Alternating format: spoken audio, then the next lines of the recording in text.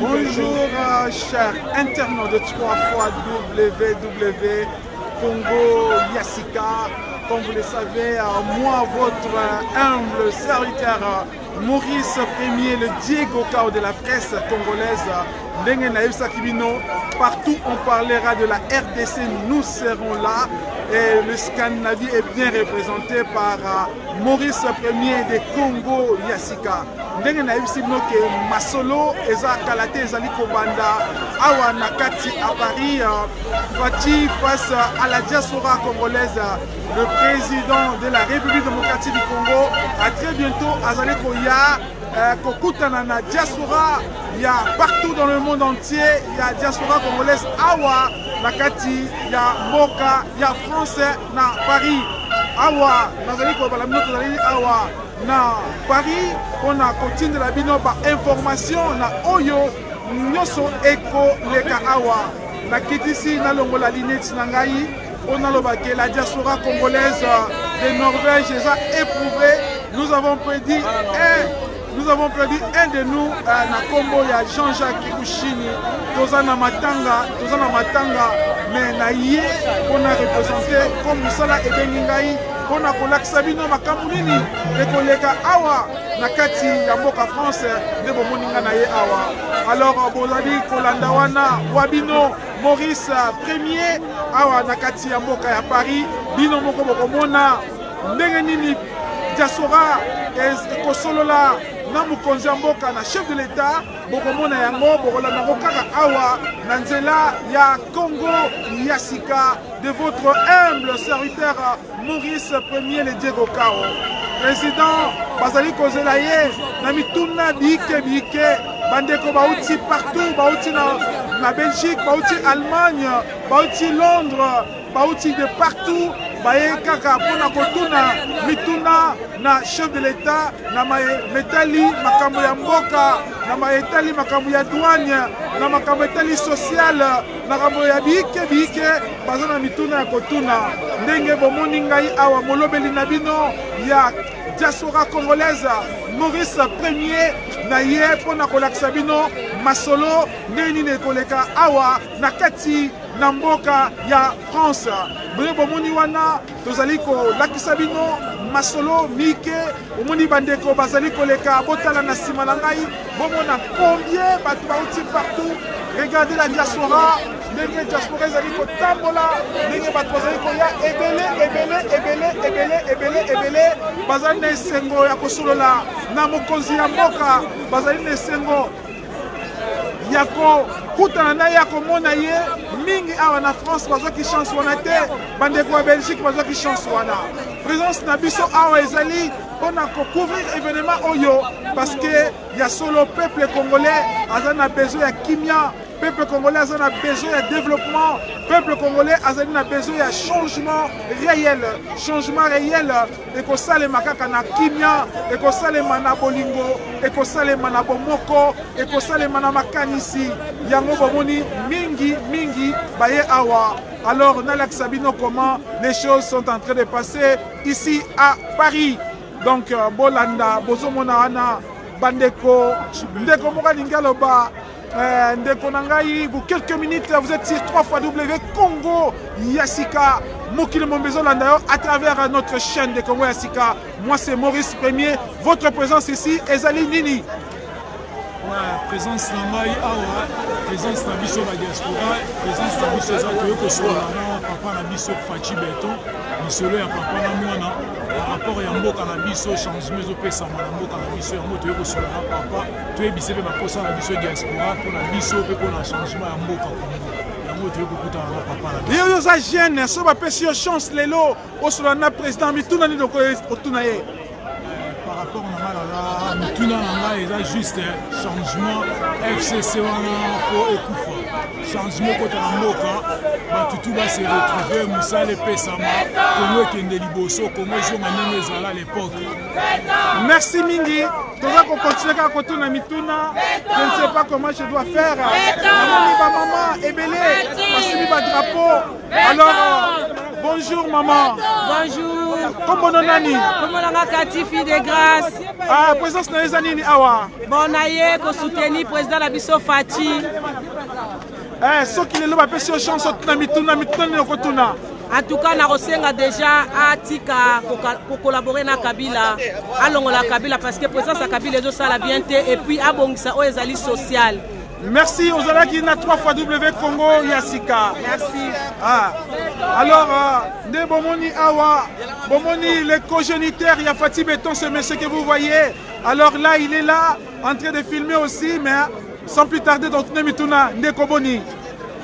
Kitoko Makasi, Ndekonangai, merci parce que au Pessingaï micro pour Nago Kaboyebisa, peuple congolais, pourquoi tu se retrouves na Esiga Oyo. Yo, ça toujours le cogénitaire de Fati Beton, le lot comme besoin loba. Beaucoup de Congolais, la mona bande de na Congo, naïne na pesa Congo wana. Et pour le micro, on est souki ndengenini. Ndekonangai, Nakoye Bisayo Boye. Chef de l'État, son Excellence Félix Antoine Tshisekedi Tshilombo, à l'Ansaka, programme naïe à 100 jours, c'était le 2 mars. Bisson à Paris, tout ça là qui marche, il y a soutien à chef de l'État, c'était le 30 mars.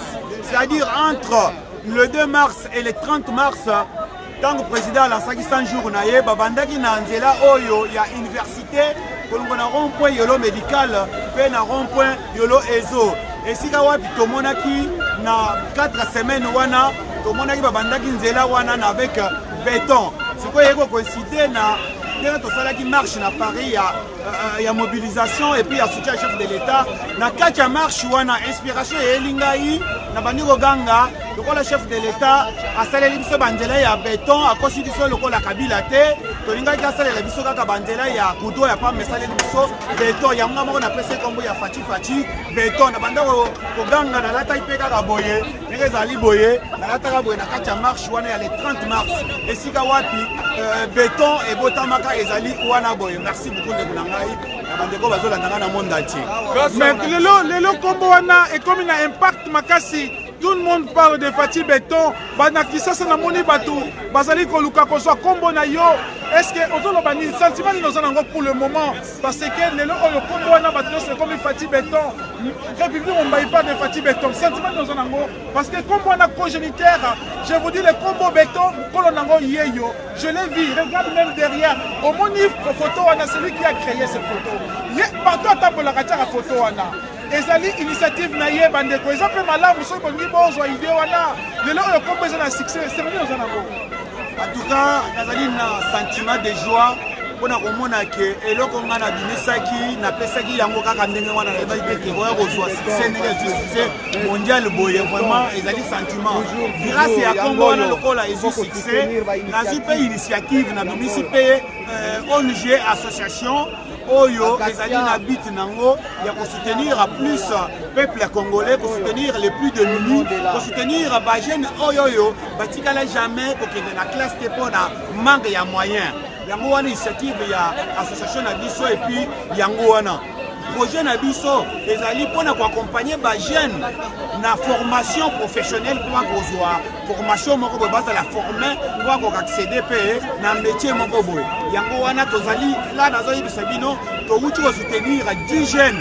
Oh, bah, tu as 4 associations Nabiso, association Nabiso, les alliés Kishasa, les Kishasa, les 14 pour Bimisa, sortie officielle les 14, la Katia Kinshasa, il y a mois de décembre, la Kinshasa pour la sortie officielle de Fati Béton, association Fati Béton, en tant qu'initiateur de Fati Béton, la Saleli Yango association pour aider le peuple congolais, pour aider, pour accompagner les jeunes, pour accéder à la formation professionnelle.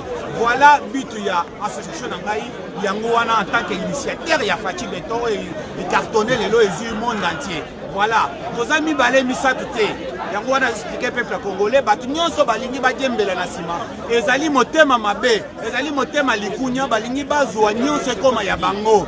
mais il faut qu'on dise moninga sur la bimisi eloko na ye, il faut qu'on dise il faut qu'on soutenir yango parce que ezali initiative na ngai inspiration na ngai tozami bale misatu te awa batuso batelemi awa muto ayebi ke mutu mususu abimisaki yango atombola musapi awa boye peuple congolais awuti de partout awuti na 5 continents aye awa pamba te aye koyoka wapi eloko nini président na biso akoyebisa biso na mokolo ya lelo yango wana azoloba bango devant tout le monde devant peuple congolais que non kolo initiative ezali ngai fachi béton voilà eloko nini nakoyebisa peuple congolais na félicité yo na ba initiative ozanango toye kokumisa individualité s'il vous plaît tozali kosunga ke peuple etelema peuple elia tomoni betreve école lelo école bana bakomi école gratuite toyi kolia pe biloko ekolia ekota développement ezala merci pour la initiative ozosala Congo ya sika kozala mpona kosoutenir yo courage continuer travail sacrifice ozosala lelo lobe kobota courage et bonne chance merci beaucoup Congo ya sika merci mpona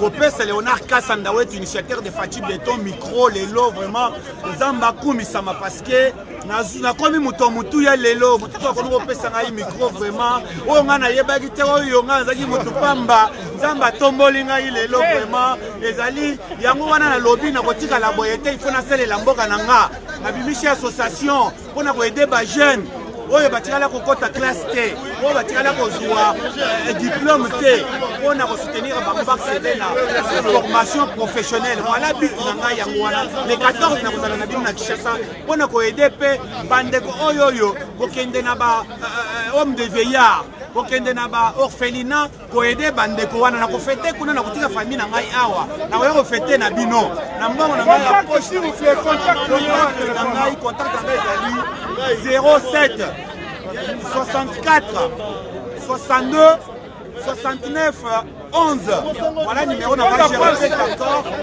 00 33 7 64 62 69 11 voilà mon numéro si vous voulez me rejoindre je suis aussi sur le WhatsApp et puis sur le Facebook il suffit juste de taper Léonard Kasanda vous allez me trouver facilement voilà tout ce que je peux dire aujourd'hui. Merci beaucoup, félicitations, je sais que tu es bon communicateur, tu es très bon parolier. Merci vraiment, là on s'arrête là parce qu'il y a encore des choses à faire. Félicitations.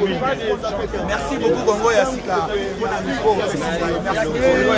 Merci chers internautes de 3xW Congo Yassika, votre humble serviteur Maurice Premier, le Diego Gao de la presse congolaise. Awa, TVza Radio T, Binomo Bomona, ce sont des cadres, la diaspora venant de partout, en Europe, en Amérique, Yemei Fachi Béton, l'homme du peuple, moi Namboka, Rebitako, place Ezali, Rebitako, place Masole Ezali. Alors, Bandeko Nangai, Rebotona Awa, ndenge masole ezali kotambola tozolakisa kaka activité à Libanda. Le peuple d'abord, rapidement, une minute rapidement, tiens un mot à dire. Donc diaspora nous on a espoir, il y a peuple congolais ezali Fachi Béton yango tozali awa tozolakisa pena monde bamona que France ebukani France eza kobukana parce que président Fachi Béton azali sur place donc on manifester awa wati na tongo faut pas sentir que nous avons un président de tout le peuple africain, tous les peuples congolais. Vraiment, président Béton. Merci. Tournez comme ça, s'il vous plaît.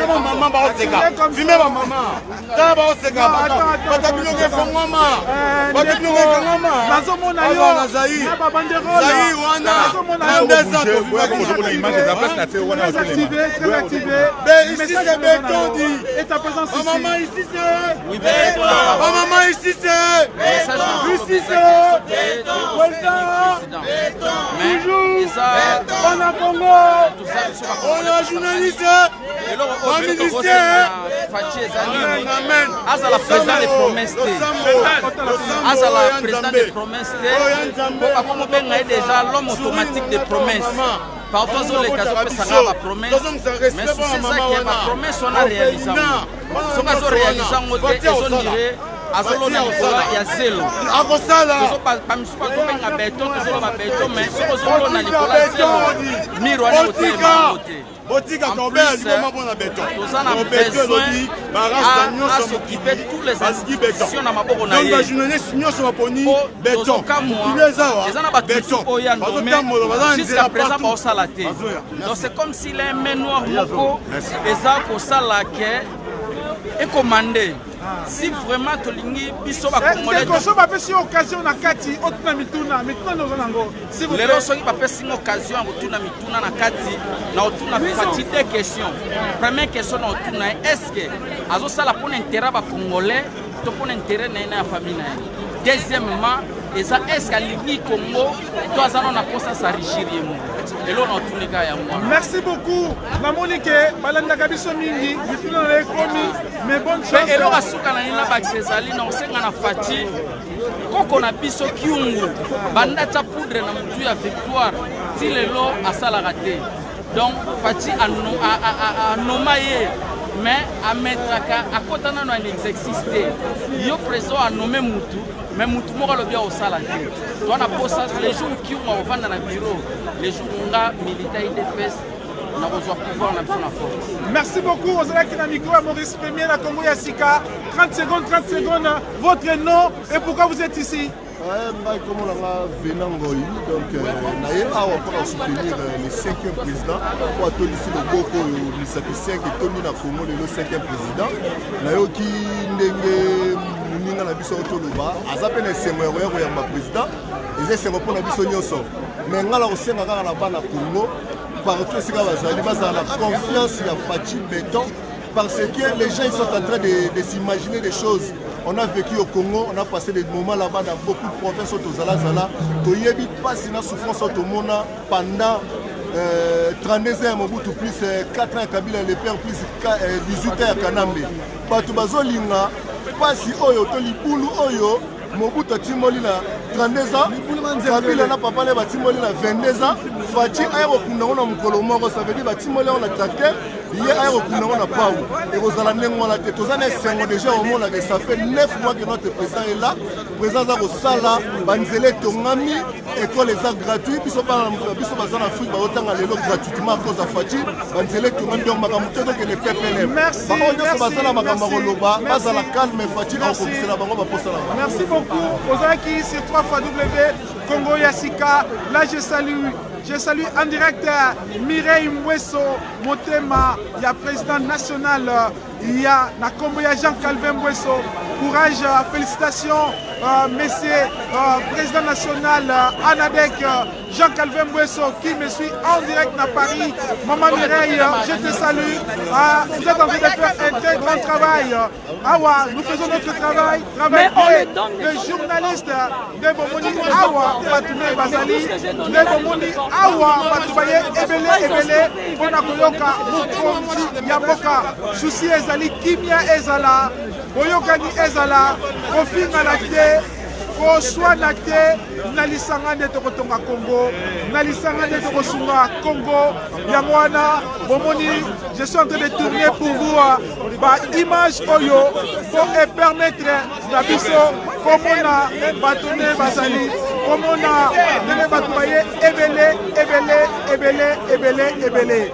Alors, Bandeko, Bozali Kolanda, Masolo, partout, Dengue Ezali, Wana, Ezali Wabino, Maurice, Oeza Passi, tu es le seul caméraman, tu es le seul journaliste. Alors, Rebomoni, Wana, alors Tozo Tambola, Bomona Binomoko, beaucoup de personnes baillées partout, baillées, Komona, président de la République, Bona Kotuna Mituna, Baye Peko Sepela, là directement je salue Alexis Ngongo, vraiment mes condoléances, le président de la diaspora congolaise en Norvège. Norvège les a éprouvés, Norvège est en deuil. Mais si je suis venu, c'est par rapport à répondre à Moussala Otozali Kosala. Yamwana, Bozali Komona en direct à Paris. Beaucoup de gens sont venus partout. Oh, Batoubaroyate, les gens sont venus écouter leur président de la République. Toye Bindaku, Tomona Kamisala. to soutenir chef de l'État par amour na bolingo nde tokotonga mboka na lisanga bolanda binomoko ndenge bozali kolanda wana vous êtes sur 3x Congo Yassika de Maurice Premier, votre humble serviteur TVZ Radio T. Essayez de voir vous-même binomoko tika ete bilili elobela yango moko. Des cadres, de parents, ils ont laissé des familles. Pobaya, Kaka, Kokutanana, Mokonzi, Yamboka. Cette affaire, c'est affaire à nation, c'est affaire à Bolingo, c'est affaire à Rotongamboka, Tokotongamboka na Isanga, Tokotongamboka na Boyokani, Tokotongamboka na ba initiative, Yango na Bomoni, Binomoko Bosali Kolanda, sur 3x Congo Yassika, Wanezaki première partie, l'arrivée de la diaspora, Bosepela. Ndeto Mounen Soussou Nakati. Merci. Très bientôt.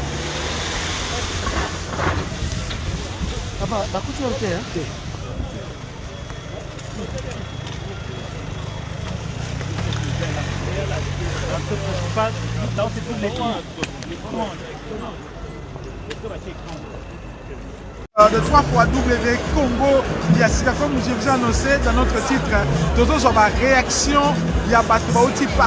Demandons à tous ceux et celles qui se trouvent dans le carré VIP, s'il vous plaît, prenez place. Nous avons déjà les membres du cabinet du chef de l'État qui arrivent. Prière de laisser la place aux officiels et nous insistons pour la facilité à l'accès du personnel de l'ambassade de la RDC à Paris et des autres ambassades de la RDC dans l'espace Schengen. Prière de faciliter l'accès vers l'espace VIP. Et nous demandons à ce que la sécurité puisse accélérer la cadence à l'extérieur, s'il vous plaît. Permettez aux Congolais et Congolaises à l'extérieur d'entrer dans la salle, s'il vous plaît. S'il vous plaît, essayez un peu d'évacuer l'espace ici devant. Ingénieur, musique, permettez la musique, s'il vous plaît. Fati Mokonzi, plateforme Ezani, tout le monde va réaction, va Fati ceci. Mais pourquoi Fati Mokonzi, c'est quoi? Expliquez-nous rapidement parce que yo balandaka yo zali vraiment active. La carte à mouvement à Londres, zali bercé à personne. Alors comment on ça là?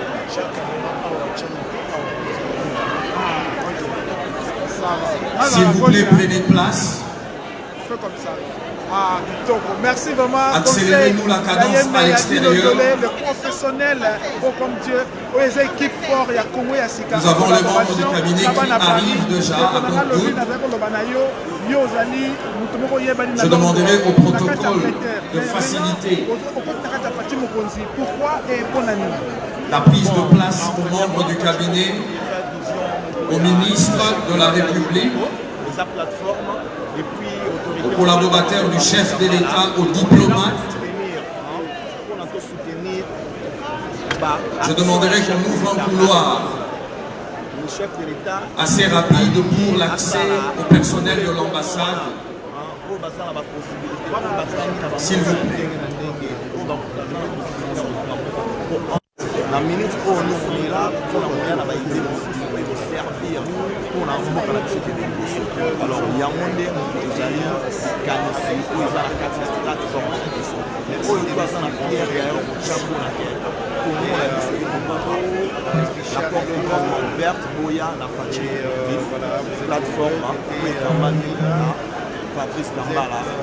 Lobi, parce que nous à Londres, la Congo Yassika, contact les années pour joindre les gens à Londres, pour joindre la plateforme Fatima Mokonzi, vous avez à Londres. Bon, à Londres, nous en général, Foulangé, nous en Vieux Pacha, Ramazani, nous en Lovi, Samba, le numéro de téléphone des alliés 0044 74 17 57 65 56. Oh, nous avons besoin, il y a abenga na numéro wana akozwa bamembre ya Merci beaucoup, Lovi. Nous avons vraiment long à l'âge parce que nous allons entrepreneurs congolais. Au côté Masolo, il y a Fatih et Zaka pour célébrer l'individualité. Nous avons une idée qui toko. Nous avons une intervention. Vraiment courage. Nous avons besoin de mains supplémentaires ici devant. On disait. Les officiels sont déjà installés pour la plupart. Et nous n'avons plus besoin des Brésiliens devant, s'il vous plaît. Je demanderai à ce que la sécurité puisse quadriller ces secteurs VIP, s'il vous plaît. À la diaspora congolaise,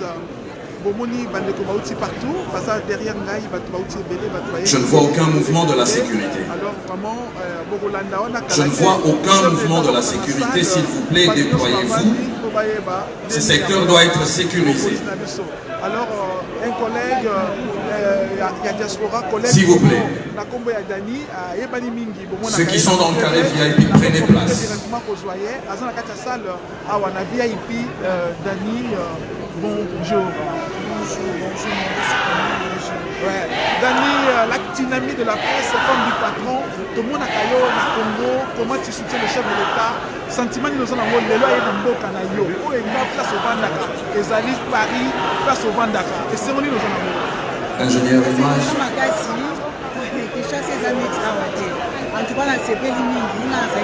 J'attends que vous puissiez prendre place. Partout, place nous akendaka tozalaka mama Denise. Alors il y a moi dans les lots dans le but. On a pris la Paris naya, quand on a Bruxelles nazalaki te. Alors on a Paris naya et c'est ça lui fait bien. Lobby tozalaki na terre na Mozambique, tout le monde Mozambique ndenge ayaki epuis ndenge bayambaki dans la première dame de la République, mama Denise Lerkero, tapis rouge. Abengaki toujours tapis rouge. Alors il y a moi dans toye, tout le monde déjà bato basé belé. Bato basé belé, bon moni déjà nsima kala bato baye, mais na sima lisusu bato bazali. Donc na sima bato bazali lisusu ebele. Encore une fois de plus. Plein de ce pays mingi congolais vraiment azana. Nous avons besoin que cet espace devant reste vide. Antoine Tshilombo, toujours toi Fabien.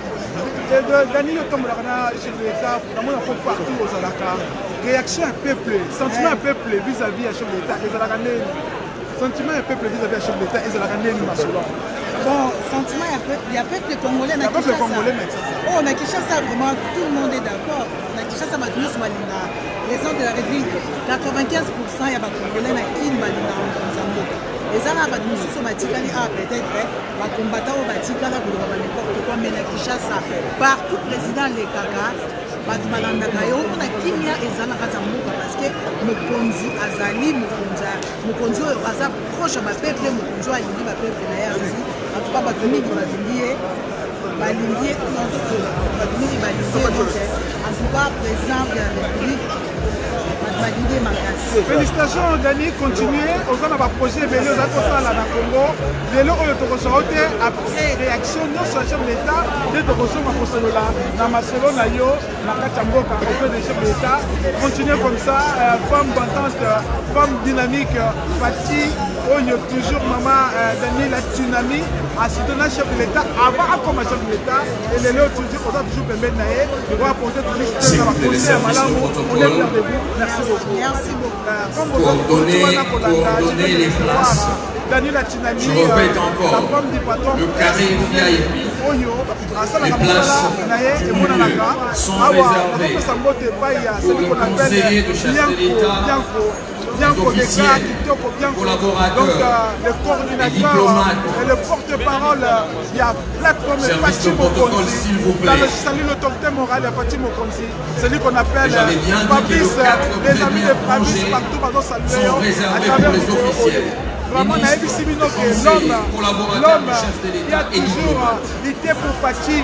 Il a toujours parlé du Fatih, il s'appelle lui-même le grand frère.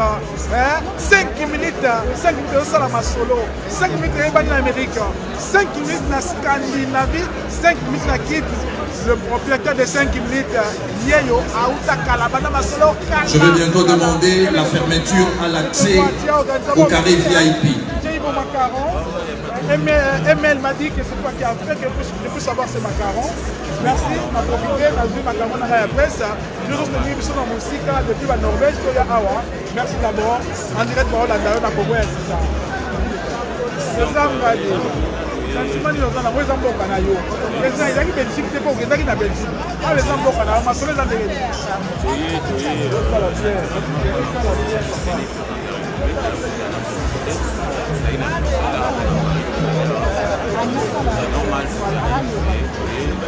comme ma compatriote sikoyo yo ye yo plan na yo 5 minutes osalaka. Non, bah retomber dans les années face à peuple. Bah retomber dans les années. Yoko Kundela, chef de l'État. Yoko Lobela, chef de l'État. Si vous retomber dans les années pour le moment. Excusez-moi, le carré VIP de l'autre côté à ma droite. Je demandais à ce que les 3 premières rangées également puissent être évacuées. S'il vous plaît. Évacuez-moi les 3 premières rangées à ma droite, s'il vous plaît. Merci beaucoup. Service du protocole et de sécurité, est-ce que vous pouvez vous mettre en mouvement pour que cela puisse s'exécuter? D'abord, avant l'arrivée du chef de l'État, Botalangouman Dengezali, à la place VIP, votre humble serviteur a accrédité officiel, c'est-à-dire que tu as reconnu à une organisation Maurice Kenyé Azali Congo ya sécurité bayebi que Maurice avant la Norvège à l'Obelaka Congo la diaspora depuis la Scandinavie, donc partout dans l'Obelaka Congo nous sommes là pour parler du Congo. Vraiment nabana il y a Norvège, nabana Finlande, nabana il y a Suède.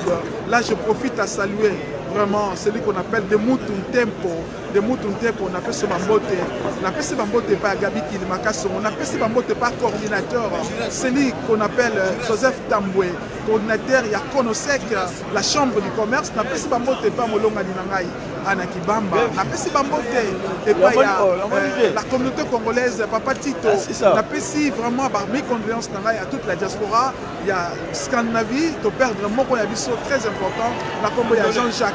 Alors nous sommes tous à l'ango kaka parce que tu as un courage à ça l'ango parce que tu as encore la soda à moko ya koyi moko fa telema à connaître œuvre naïe mais tous en habitons tous ensemble Albert Chaco, Albert la tête qui tourne wana wabino Maurice Premier, votre représentant valable la diaspora congolaise dans Scandinavie Congo ya sikase nous vraiment tu es si bino que beaucoup landa du 5 sur 5 mais événement de ce collègue awa beaucoup la informer beaucoup vraiment engouement et zamakasi les cadres sont là, les gens sont venus partout dans la diaspora congolaise d'Europe pour soutenir le chef de l'État bah mais tout n'a pas mis à mes alliés les bomoni na simanangai plein dialogue il y a chef de l'État face à la diaspora congolaise et ça salema awa na kati ya Paris na kati ya Paris ndenge bandeko partager ces vidéos partager la vidéo bo partager yango po mingi oyo bazar na bandako bayeba kolanda mayema ezali koleka awa na kati ya mboka ya Paris. Alors, nous avons commencé à celui qu'on appelle Blaise Aligny, café noir de la Norvège, aux Olandabiso, Francis Amani, depuis la Suède, aux Olandabiso, pas la Suède, vraiment Roger, Toto Mabalance, Binonus Topesino Ambote, Chintuka,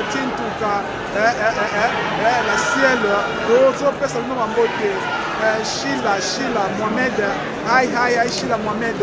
Alors, Awa Ezali, na Paris, nous sommes invités par le chef de l'État, par le chef de l'État, pour se permettre dialogue entre le peuple, entre la diaspora et le chef de l'État, et pour les Kandengeni, bato bazali kozela chef de l'État comment awa nakati. Les préparatifs sont là, Bogota l'a déjà kuna, la famille chef de l'État, Azawana, Bogota l'a déjà plein de monde n'a pas Sabino. Tout ce qui se passe ici, 5 sur 5 TV Radio T, Bolanda Binomoko, Bandeko, Kimia Ezali, dans la salle, tout le monde en a besoin, il y a comment un chef de l'État, tout le monde en a besoin d'un chef de l'État, tout le monde en a besoin de changement, tout le monde en a besoin que Mboka et Bonga, tout le monde en a besoin Kimia Zonga na Est. Tout le monde en a besoin que les classes va faire classe T. Tout le monde a l'ingité dans l'Isanga. Tout ce qu'on a maboko. Tout le monde a besoin de bolingo. Na bolingo de tokotonga. Tokotonga mboka na baide. Tokotonga mboka par l'amour. Tokotonga mboka na musala. Yamwana bozo landana. Plein bozo mon abino moko. TV Elsa Radio T. Vraiment là je profite à saluer tout le monde. Je salue encore. Bianco, le porte-parole, le coordinateur itinérant, l'ambassadeur itinérant, la plateforme Fatim Mokonzi. Je salue l'autorité morale à Fatim Mokonzi, Fabrice Moussa les Omonana. Je salue Calvin, Mouesso, le président national Anadek, mon ami personnel, pour la nation. Nazo salué, Banagno sur Paris, au Baïbi Maurice, Nazo Pessamno Bambote, Maman, la personne solo, on est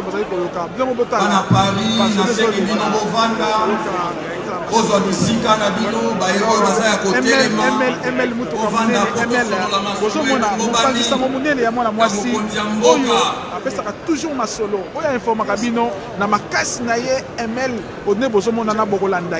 ML, quels sont tes sentiments? D'abord, je te dis merci. Tu t'es battu pour que le Congo soit là. Je t'ai rien donné, mais par ton amour, tu t'es battu. Aujourd'hui, je suis invité officiellement par la délégation du chef de l'État pour que je sois là. C'est grâce à toi. Quel est ton sentiment? Tant aux hommes dans ma solo. On a 4 amours à Paris. En capitale de la République démocratique du Congo.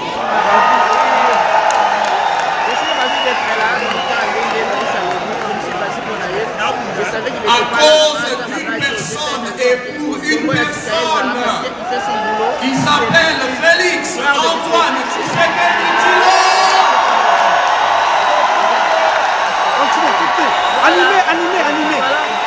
Animez la salle,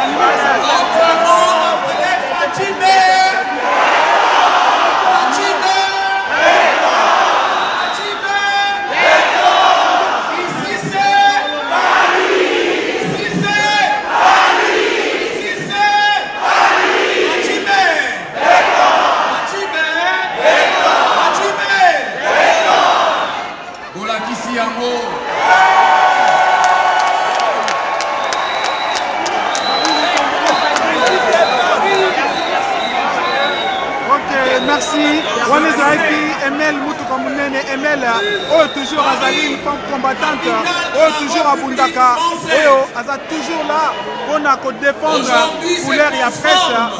Azali, une ancienne, il y a Congo Yassika,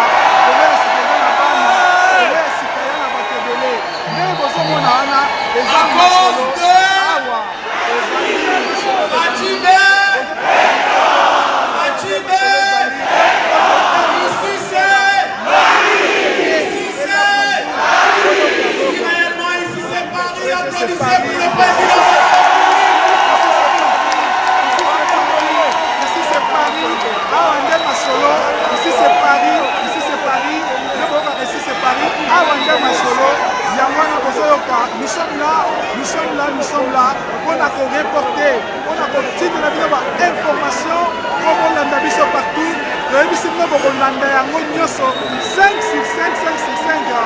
à côté de moi, celui qu'on appelle Marc Tabou, qui porte, vous avez Marc Tabou, vous avez ma collègue de la presse, vous avez ma dynamique, vous avez ma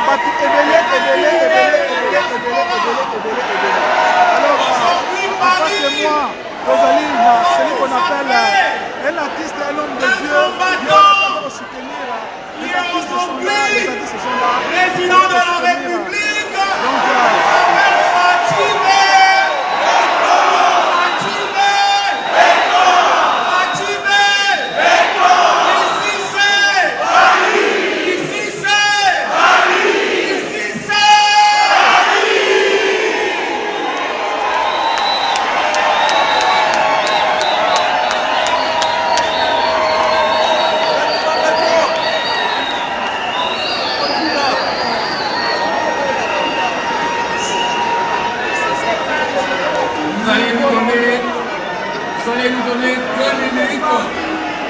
la technique puisse un peu faire son travail et nous reviendrons vers vous.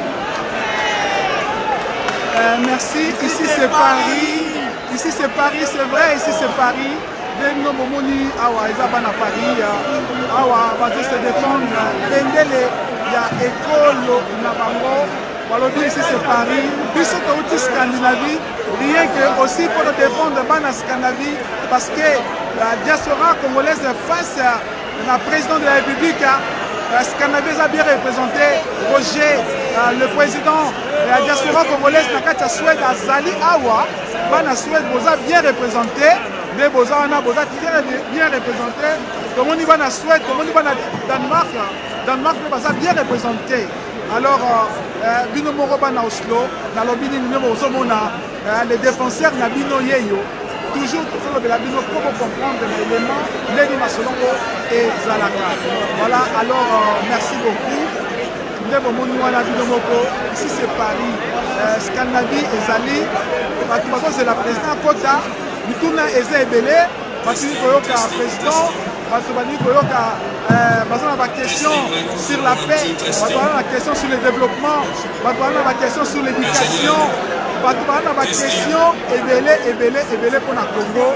Ndenge ni Rwanda esengeli kita ndenge nini ya bana bakontinue kofuta classe te ematati na niveau ya université babourse ezwama bato bayeba kolia po Congo ezali pays moko monene Congo ezali pays moko très riche comment tokotransformer richesse na biso brita ekoma richesse moment avec des retombées. Voilà yango wana bomoni ndenge tozali awa boye nous sommes en train de faire ce travail là. Alors bomoni Wabino Maurice Premier Nazomelaka Maïté de défendre Fati Béton en tant que journaliste tozawana rien que pona kopesa ba information toye kosala mosala na biso Mesdames et messieurs, Balondo nous sommes venus dans notre travail ici et que ce travail que nous sommes en train de faire, c'est un travail louable, c'est un travail de vous informer en temps réel. Vous présentez nos excuses dues au retard, mais sachant que ce retard est pardonnable à cause de l'homme que vous aimez tous. Vous êtes là, vous aviez tous abandonné vos activités pour entendre une personne. Il a été combattant. Il a combattu étant sur ces sols européens. Aujourd'hui, le combattant de la révolution, le combattant de la démocratie pour la démocratie, qui a vaincu dans le combat à travers le combat, aujourd'hui entame une phase nouvelle de son combat à travers la confiance que vous lui avez accordée.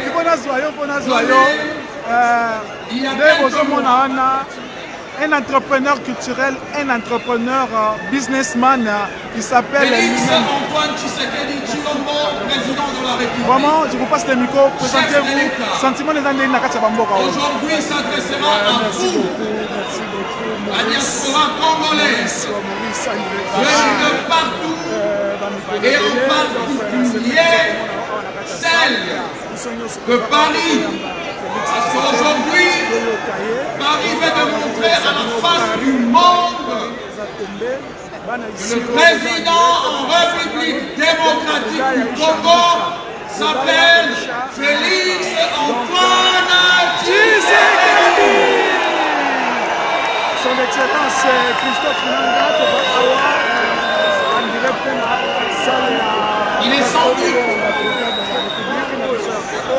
que vous savez tous que le président de le président de la République parce que oyo aza kosala eza kokambwisa bakongole nyonso alingi azongisa valeur ya kongo ndenge ezalaka ntango ezalaka so babi motu zairwa bapesi yo valeur lelo oyo kongole alingi azongisa valeur na ye kotambola oyo aza po azongisa valeur kongole ndenge ezalaka biso nyonso derrière ya chichi oyo biso isiro avancé na Chili Koupa ye wana tokozwaela vers la terre voilà un autre homme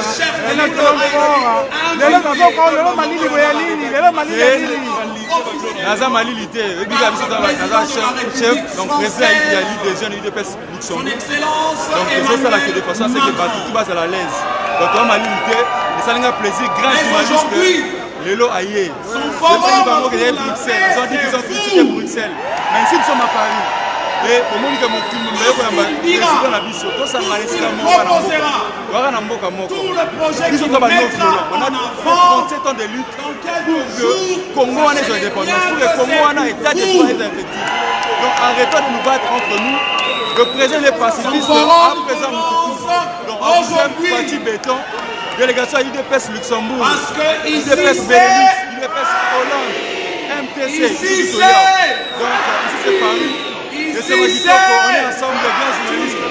Donc, félicitations. Il n'y a rien à dire. Il n'y a rien à dire. Il est aimé, regarde. Il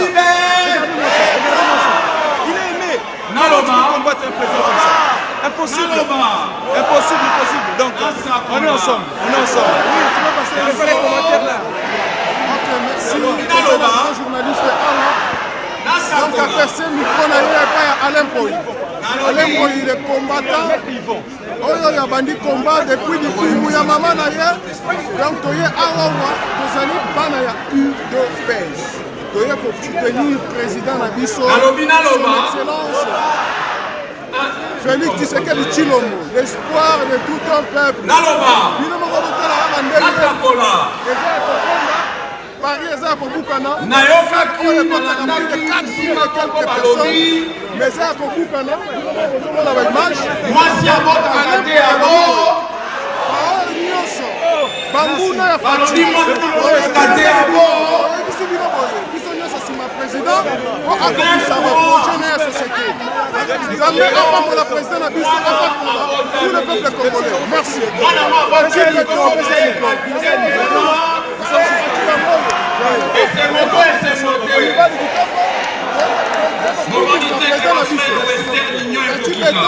azali le seul président oyo asimbi afrique yazali président afrique mobima oyo akoboya alikomonina ye ok merci eske bakokosa bino lisusu na kim o mwana minerva o mwana kelasi tinda bango na kelasi mpo klase ekomi offert Fachi Papa Grand Paris, Panama est tombé dans des moquettes bandeko. Pana Paris, déboulonné Paris. Paris est quoi bandegolanaï. Aujourd'hui, nous sommes dans un contexte d'union nationale. Je suis en direct. Le président de la République caractérise cette union nationale. Pour les mannequins de Bruxelles. Je suis à Paris. Et en particulier, un projet phare merci beaucoup. Je suis à Paris. A réjoui l'ensemble de la République démocratique du Congo. Et tous ces essais qui vont au-delà des frontières de la République. Donc, il y a un moment où Fachi Béton va sauter les hommes. Donc, ils allaient des fois que est tombé.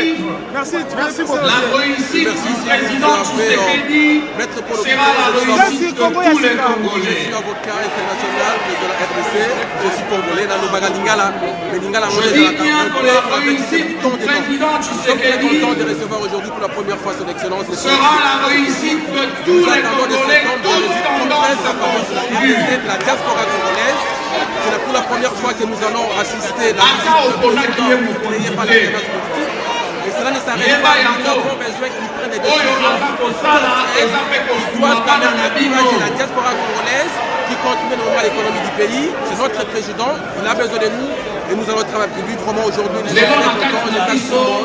et que la parole est à merci, c'est Maître Vito, avocat international. Merci. Oui, merci Maître, merci beaucoup. J'étais sur le Congo ya Sika. Kala mingi te, le chef d'État va faire son entrée. Nyonso oyo bazalaki na komba. 2 minutes, pardon. Nyonso oyo bazalaki kobundela Congo. Na kati ya diaspora bandimi ete batia mandoki na bango na se po bitumba oyo babandaki